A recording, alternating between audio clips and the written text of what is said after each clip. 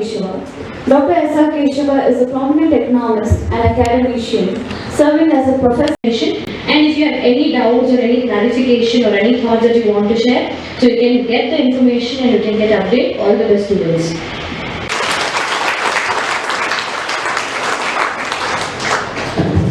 Shri Ashokji Vanahalli.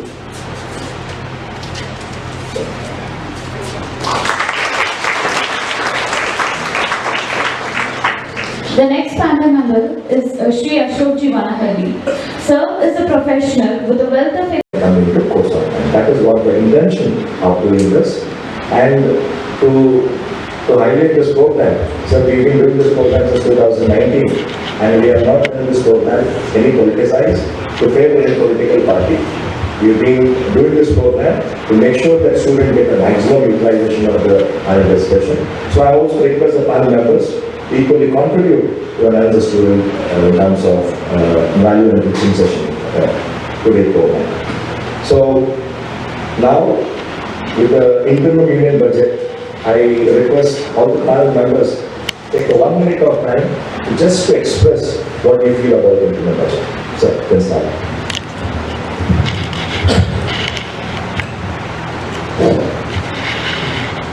Good afternoon, everybody. But basically, before I'll take one more extra minute. When we analyze the budget, one good thing that you please keep in your mind is, don't go by the numbers. Think what was the need of the society and what were the aspirations of the people on that particular day.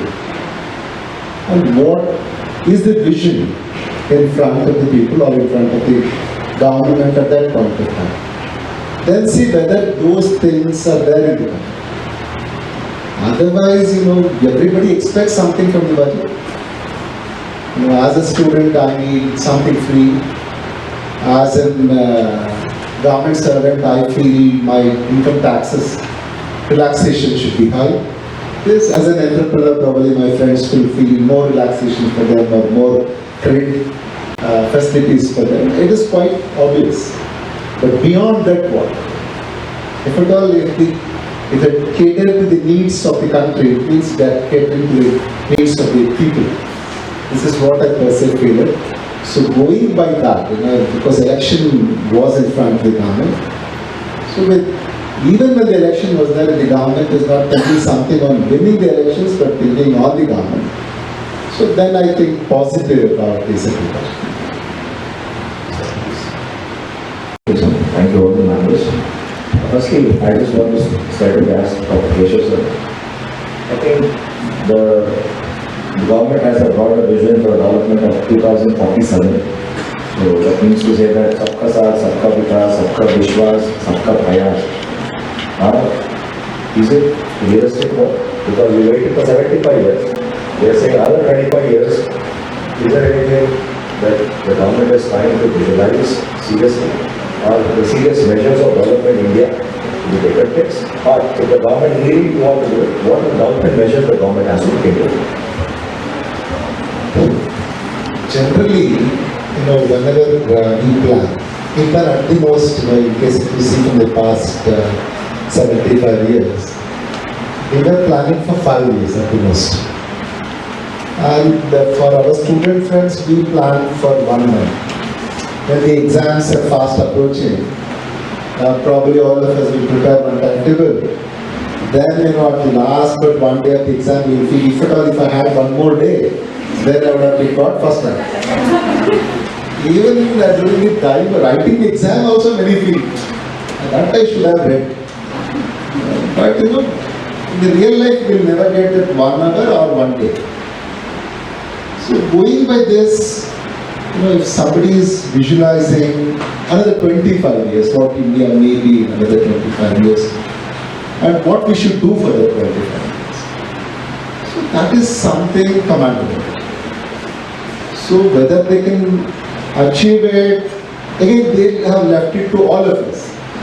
One good thing about that is they say it is Kartavya Kaal. This Amrit Kaal is a Kartavya Kaal. Kartavya Kaal is about our duties. What is that as a teacher I do? what is as your teacher Abhinandan will do? As a student, what all of you do? So in case if all of us do our duty, then probably we will.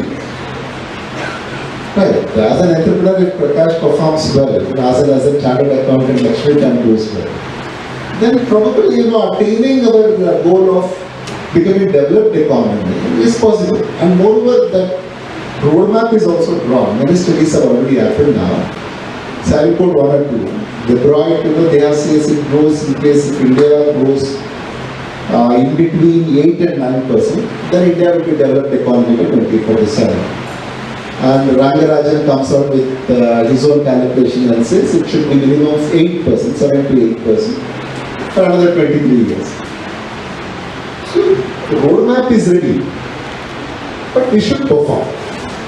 And before this, I also have a caution to make it. Efficient, but there are many challenges. I quote two things here. One from the public and one from the government side. Say from the government side, what happened, I will tell you. In the past 5 budgets, they announced just wild guess. Anybody? Take one number. This much they must have left. Surrendered back to the government. It is 1 trillion rupees. In 5 years. What is the ministry doing? Surrendered back. It is just like all of us, preparing the child, not studying. Similar kind of a thing agriculture ministry has done for the past 5 years. And from the another point, these are all the challenges which I am speaking of. But I don't have any doubt that we cannot do it. That's also, we all have that capacity. India is potential enough to become it. That is that. One more thing let me tell you. 2023 ASA report is out. Kindly look at the ASA report. ASA reports, whenever I read the ASA report, always literally from the, my heart burns when I read that. Second standard, third standard textbooks, who should be able to read? Second standard textbook, second standard student should be able to read. Third standard student should be able to read third standard textbooks, correct? But ASA report tells us, when they ask the 14 to 18 years students, 14 to 18 years, that's 8, 9, 10 standard students to study second standard and third standard textbooks. 42% of them couldn't read it. This is not something concorded, I am telling you, seriously. And they were asked, to solve a simple 3-digit by 1-digit division. 3-digit by 1-digit division. Majority of them couldn't do. Forget speaking English lines. So these are the issues that which I am concerned with. India is enjoying demographic dividend where majority of us are youths. I am also including me. In this particular scenario, in case if we don't work and if we don't get the quality education, To say that development of 47 is good, but we need to proportionately work for it. otherwise, We will fail. again, once again we will say another 50 years. 65. Thank you. Tax loopholes have been filled up, and the ease of doing business has made the people to come voluntarily and pay ease of doing business. So because of all these things, the deficit is coming down. Just on behalf of you, I will just ask a question. Agreeing with what you are saying, but one thing is there. Why is RBI showing the red flag when our debt is coming to 80% of our GDP? Just from the point of students, I know the answer because some student may raise it. No, all that you said I agree. All that we are doing. But even then, RBI is saying now 18%, you are crossing, it is 82% to be precise, 82% of your GDP. Even then we say, okay, yes, all of them are, even I have appreciated, you can see from the newspapers and media, I have also appreciated because getting into 5.1% is this financial is, but why RBI is see here? No, actually, RBI indicators are from their different perspective. It's not that they have got their own norms to warn the government regarding the liquidity, controlling of inflation. Because of that, they will do it. But ultimately, the government has to, it cannot stop the spending also. For example, CapEx, capital expenditure. Capital expenditure is increased to 11% during this year compared to last year. Last year it was 33%, this year it is 11%. So ultimately the government has to bring some money, no? Ultimately without capex you will not be able to generate employment, you will not be able to improve your GDP. And in fact, even 11% I have got an objection, reservation, because last year it was 33%, this 33% of the GDP, capex. It's wrong. Last year the spending was 33% of the GDP last year. This year it is increased to 11%. Sir, 33 to 11 means it has decreased or increased? 11% increase compared to last year. See, before last year, 33% increase was there compared to previous year. Let me be clear. Last year capex investment was 10 lakh crores, 10 trillion. This year it is 11.1. Exactly. See, my point is, last year the percentage of increase in spending of capex was 33% more than the previous year. Whereas here it is only 11% of last year. So actually 33% to 11% has come down. In fact, it has arrested it has only taken care of inflation, which is around 8 to 9%. So to that extent, the spending is coming down. But maybe keeping in mind the interim budget, they might have done that. We have to see what they see. Can I just? I don't. There is nothing. Both of us are arguing just because you get more information. That's all. Let it be very clear. When we were speaking of capex, this argument came. Recently I was with another engineering college. There also this issue came. 80% RBI is right. It is telling government, it's already reached 80% of the GDP. Be a little cautious. But even then myself and Ashok Panelist keep on praising this. No problem. You go ahead. Why? It is because what for are you spending? Why are you taking loan? I am taking loan to buy a car. I am taking loan for something unproductive. That is wrong. But I am taking loan for capital expenditure. Capital expenditure is building the assets. Building your bridges, building your infrastructure. This is what capex is all about. So when I do this, actually it has increased. Just because I was asking, and because I am used to these type of questions in the media, and sorry, I just disturbed his way of thought.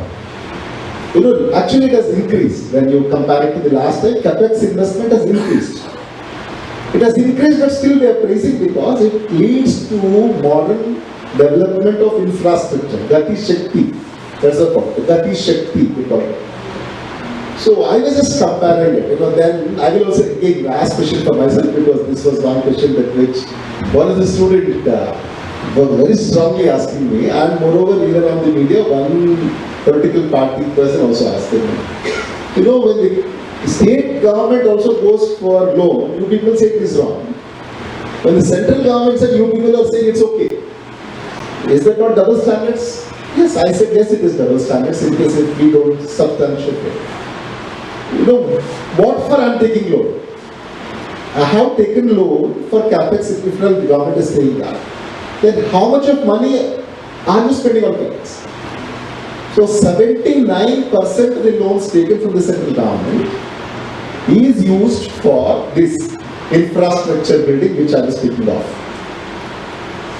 Then whatever the state government, it was 52.5%, around 53%. So this is where I told state government policy is also good, and I appreciated that also. But when it comes to capex expenditure, increase it. Increase the investment on the infrastructure, increase the investment on education, increase the investment on health. In case if we do that, then even if you take the loan and do it also, there will be no problem. But you see the investment of education, health, or anything, percentage is slightly lesser. Even today, we talk about the productive budget, we talk about the future budget, but the investment percentage, if you see, absolutely no. Especially in terms of education. Yes, education, I have a strong objections of this. Because education, government, irrespective of the governments in India, whatever they have spent for education is very less. You compare it with any countries, big countries, where we consider ourselves as one of the big countries, emerging economy. We have still succeeded in setting up IITs, IIMs, Yes. and They are focusing more on skill development. Nowadays, it's not, they are not interested in formal education. Skill development, entrepreneurship, diploma. No, without education, no skill. As you mentioned, Skill with education. as you mentioned about the entrepreneurship, we go to slightly regard to the youth.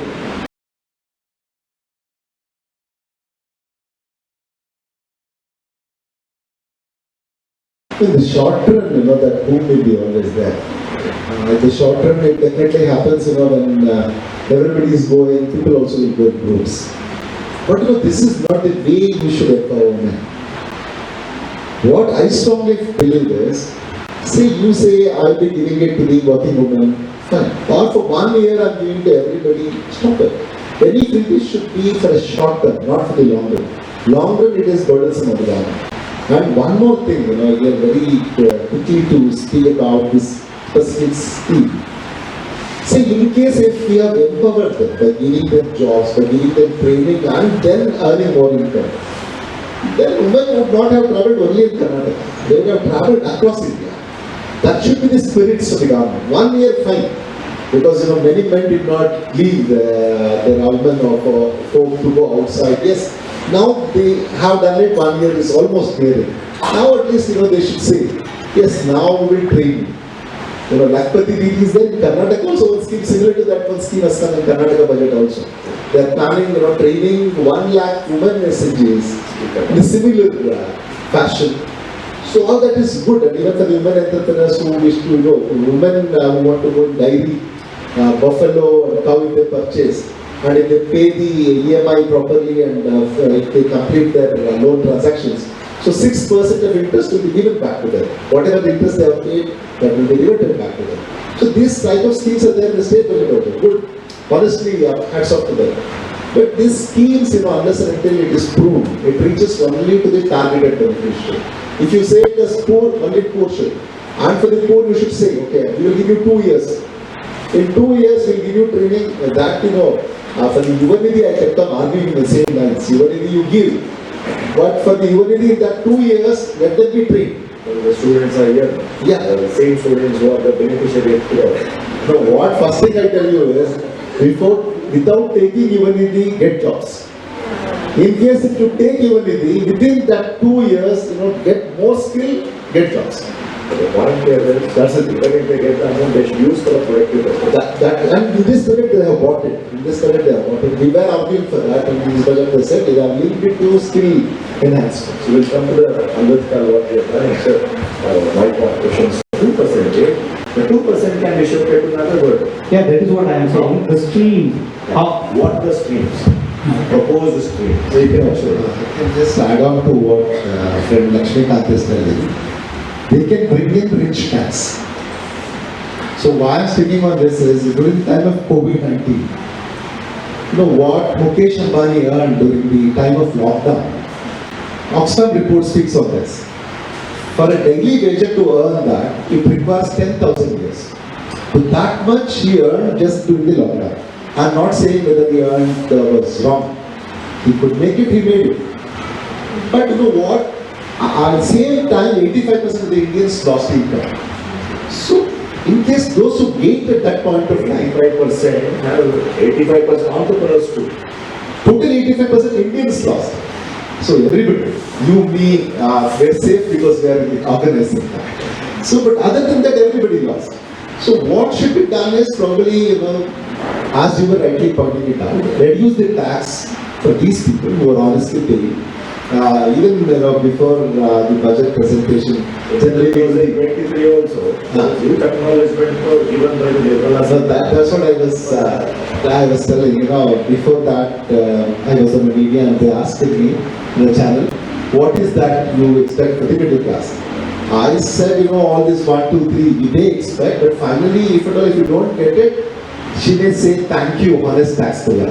That's what she did. But here, the issue is not that.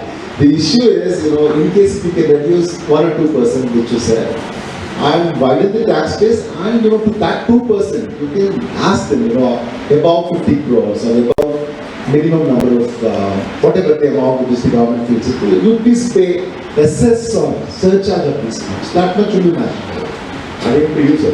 Now, with regard to the state, I'll ask you the question to you, sir. The state is demanding my tax, my rents with regard to GST. So what is your opinion, sir?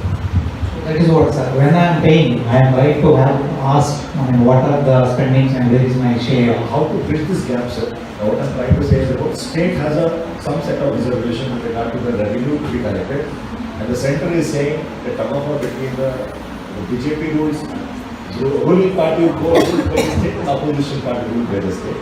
How do you make sure that as a tax consultant, how do you feel it as a distributing in a proper way? Here the problem is between the two parties, two states, or state and central. How does it can be healthy, ma'am? I really have no answer for this. I'm sorry. So basically, he was trying to highlight that earlier. All this is not truly political. It has been made to feel as if it is political. But in case if you ask me, just 2 minutes reminder. If you ask me, did southern states lose out? Yes. Yes is a straight answer. Why they lost out? Look at the indicators. 2011 census. All the southern states had controlled the population. Northern states did control. What's the share of the money that Uttar Pradesh is getting? Almost 2/3. 18% of the money. And what is the Bihar share? 10%. What is it? We are getting 3.5%. So this is the reason why. One is the census population. 2011 was taken. So that is number one. Number two, what they took was income distance. Income distance is say for example, Karnataka's per capita income today is 3.25 lakh. Whereas average India's per capita is around 1.80 lakhs. Whereas of Uttar Pradesh and Bihar is far less than India. So automatically they rank from where they are and where we are. So they will gain the weightage given to this income distance is 45%. So southern states do well, including Karnataka, is a tax collection. That is tax efforts. What's the weightage given to it? Is only 2.5%. Another weightage is forest cover and ecology. Only 5 states in India qualify for it and Karnataka is not there. No southern state is there. Because we have only 20% forest, whereas they have more forest. So these are the reasons that why Karnataka lose out. But what if the weightage is given more to the tax efforts, to the tax discipline, for the fiscal discipline? So this is what the government committees should go and appeal before the Finance Commission, System Finance Commission. See that you give it to everybody, because India means it's a Bharat Mata, many children, and this Uttar Pradesh is also her child only. Bihar is also her child only. They should also be developed on par with Karnataka. Undoubtedly, yes. But earlier, whatever we were getting, it was 4.56%. Earlier, we were getting at least that. Don't decrease from that point. See that you increase, otherwise keep it at the same point. That one thing we should argue. And another thing is give scientific base for all this. Say which indicator? Say tax effort, you have an indicator. You at least increase it to 20%. Then Karnataka, Maharashtra, Tamil Nadu, all of us will gain. Because we are doing all the efforts. Don't punish us because we are doing good. Then again, don't punish them because they are not doing bad. maintain some equity, maintain some justice. This is what should be the line of argument. If we do it, there are good number of economic factors which are explained elsewhere because out of time. If we can do that, then definitely the next strategy. Every time, I just calculate it in both and try to, always I use the old tax regime because I had the EMI, I had the loan on my house. So, but this time, calculate the same, though interest rate also I paid is beyond 2 lakh rupees. But even then, 7,000 was the savings in the new tax regime. Yeah, that is what, sir. Now it has been extended. So that the rebate has we all come towards this side. Then maybe you will remove. They will remove. That is the cash they. Yeah. This time I paid in the new tax regime going for the 7,000 incentive. You have a cross verification and you have the better benefits. So, and then you next year or rather next year, and within 2 years we will do. No, but in the new resume, the other. Personal fee. Okay, so I think I'm following it up by time.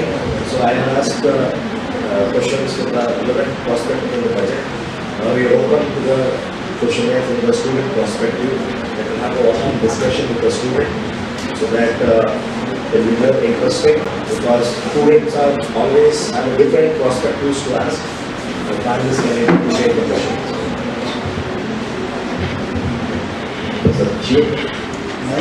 Sectors of the economy. Every year what I see is that one portion they say that the sectors have gained and other sectors have lost. So what measures according to you or what needs to be done so that all the sectors of the economy have a positive impact, positive outcome or opinion towards the budget? Because as you mentioned earlier, the budget is for the people. So always we have people from various sectors who are satisfied and others are not satisfied. So according to you, what measures need to be taken so that all the sectors have a positive opinion towards the budget?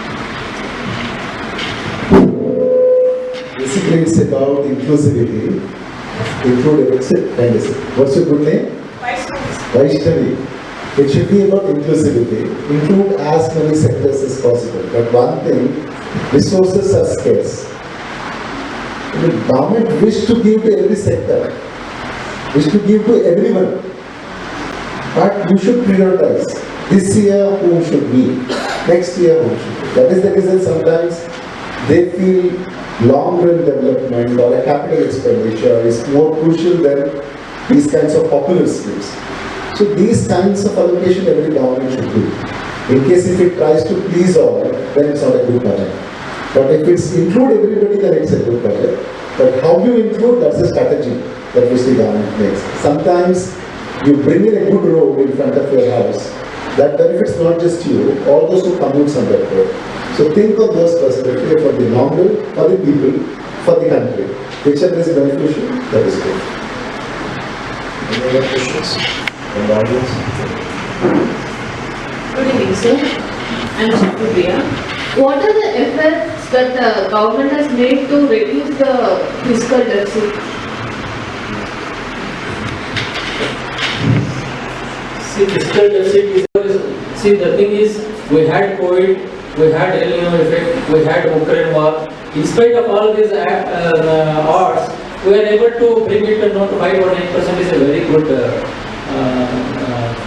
work, I have to say. Adding to what Ashok is telling, it's basically about the Fiscal Responsibility Budget Management Act. According to which, every government can spend only 3% of the GDP in terms of the deficit, not beyond 3%. But during the emergencies, they can increase it. What happened in 2020, all of us know. Economy went back by 2 years and government was forced to spend more. That is the time when our fiscal deficit crossed 9. It was 9.8% to be very precise. So almost all the economists then went for more and more deficit financing. And now it is coming slowly down because of all the policies that which Dr. Ashok mentioned. And one more important thing is, always they should plug in the unproductive expenditure. And simply creating something for somebody is not good. That is what central government is trying to do now. And moreover, this DBT also helped the government. Because directly reaching the beneficiaries and there were no middlemen. So all these policies is helping. Hope very soon this will come back to again to 3.5%. audience. Good evening, sir. I'm Supriya. What are the efforts that the government has made to reduce the fiscal deficit?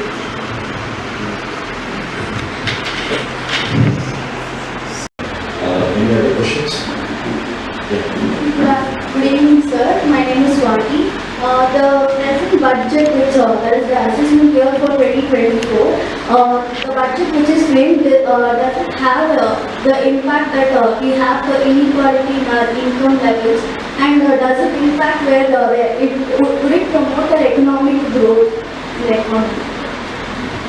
Inequality is there, agreed, because inequality is very high in this country. Undoubtedly, you're right. But only thing is, in the economics we have a theory called as development gap. There is one more theory called as Kuznets inverted U-shaped curve. What it says is, in the beginning of the development, in the course of the journey of the growth trajectory, for some years, inequality will increase. But at a point of time, say for example, we in 2030, 2035, when the growth will be very high, then it will be trickling down to all sections of society. Then the inequality will decrease.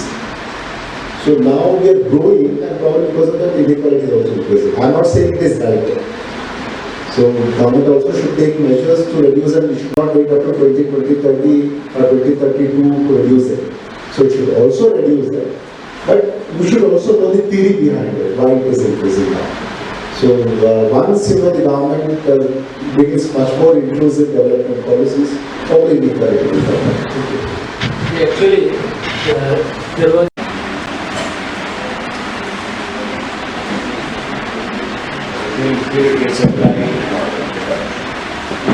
Good evening, everybody. So my question is, the highest revenue is still from the borrowers from all other foreign institutions or government in India. So how can India reduce that?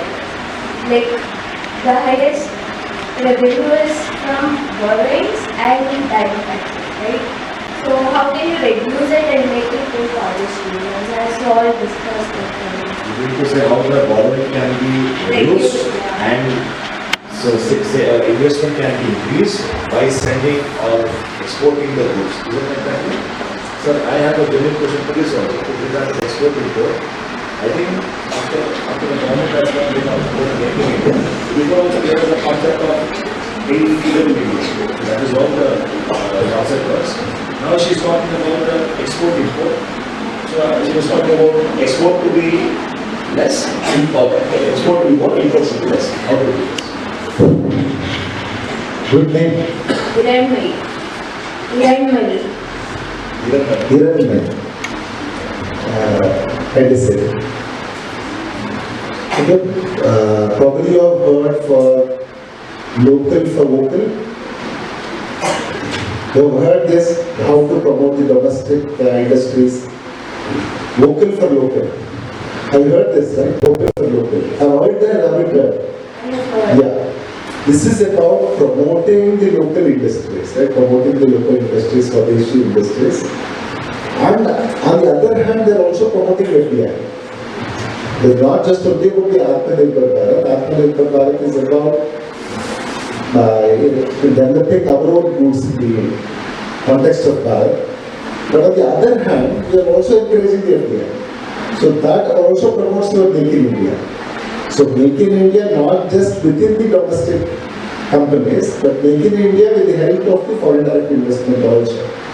So this is how our exports will be promoted. If you see the past 6-7 years data, our exports have increased. Earlier it was less than 2%. Now it is almost reaching 4.5% of the world trade. So this is the reason that why I am saying gradually we are picking up. And definitely a day will come wherein what you are speaking of exports will be high and imports will be less, will definitely happen. Because the days were there, whenever somebody used to go to abroad, every relatives used to go to. so definitely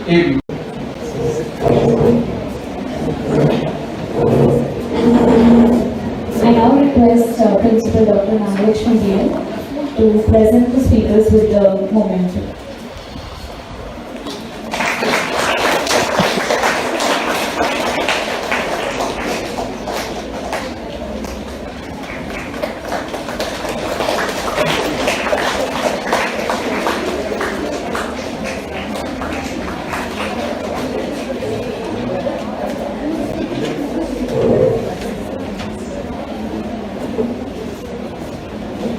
request Head of Department Professor Manjula ma'am to present the token of gratitude to our beloved Principal Lakshmi ma'am.